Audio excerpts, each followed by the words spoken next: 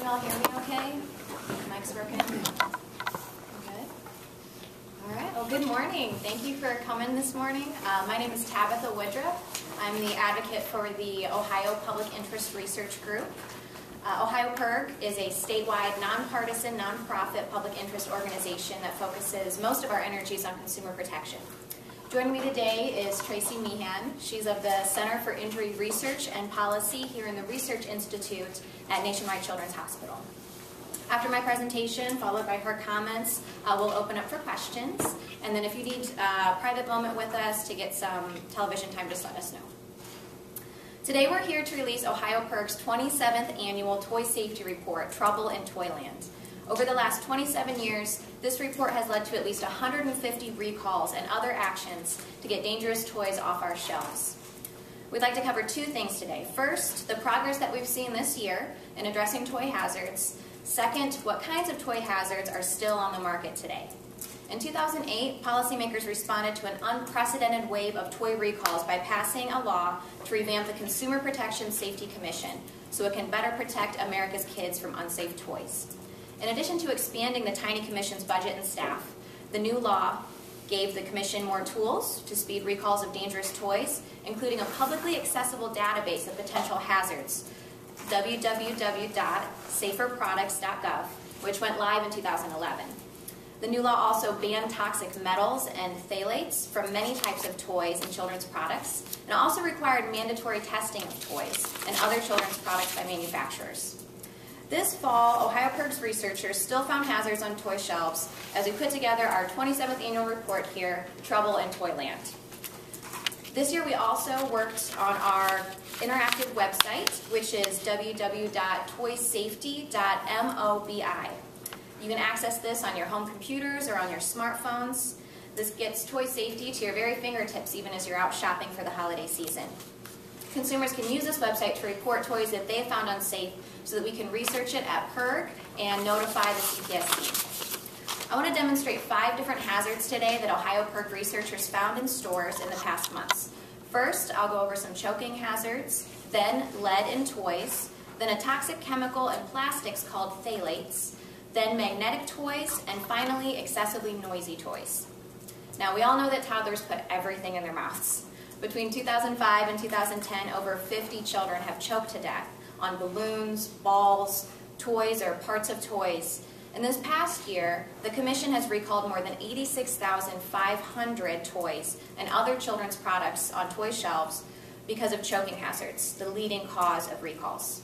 The Commission prohibits the sale of toys for children under age 3 if the toy or any part of the toy fits into the small parts choke test cylinder. This is the cylinder here. So it's banned. This toy, for example, this is a toy hot dog, would be banned for children. See, it fits easily in the tube and thus can easily be swallowed by a child.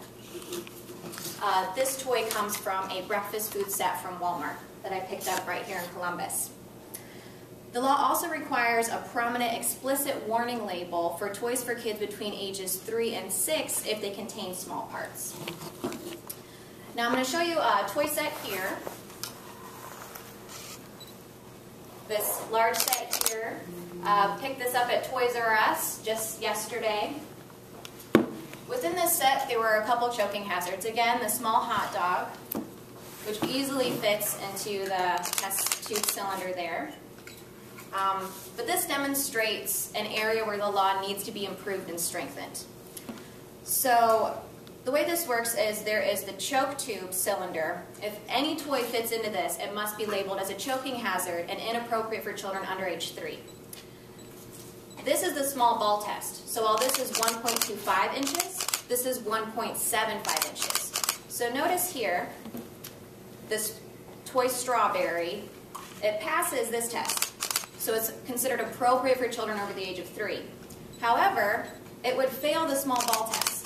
You can see here how it would easily pass through the small ball test. However, it's not subject to the small ball test because it's not exactly a ball. Under the current regulations, only balls have to pass this test. So while this could easily be swallowed, this could easily cause a choking hazard, it can still be on the market for ages 3 to 6. Whereas if it was perfectly round or just a little bit smaller, it would be considered inappropriate for children that young.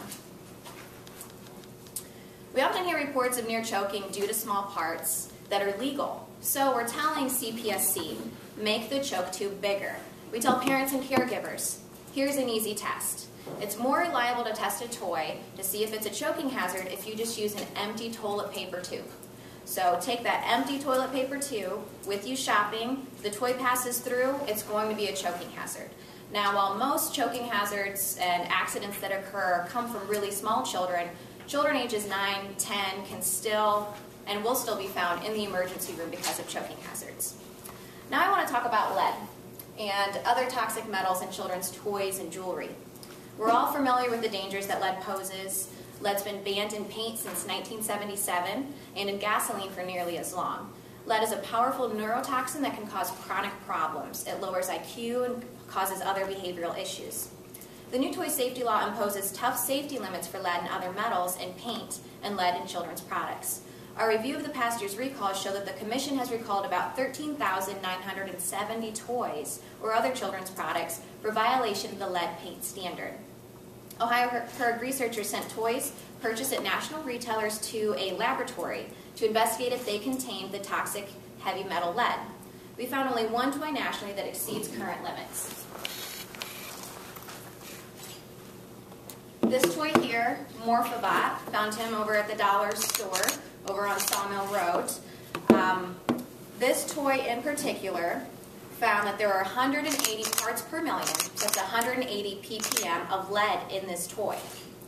The limit for lead is now 100 ppm, so this is nearly double the current standard. However, the new law didn't go into effect until August 2011.